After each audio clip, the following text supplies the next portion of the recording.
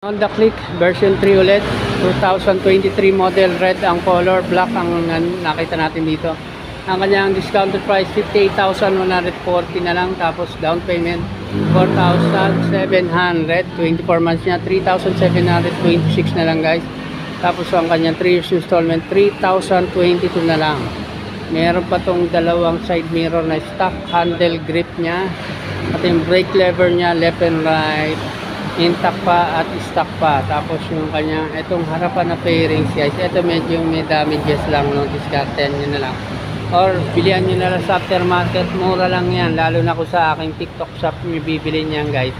So remind ko lang, meron nga pala akong reflex ko na rin na meron akong TikTok shop, NJ7 TV yan. Kung anong meron sa ibang selling platform, meron din tayo, at ang malupit mas mura, at meron ding items na no shipping fee. So try nyo po sa ating TikTok shop, halos lahat nandun na po.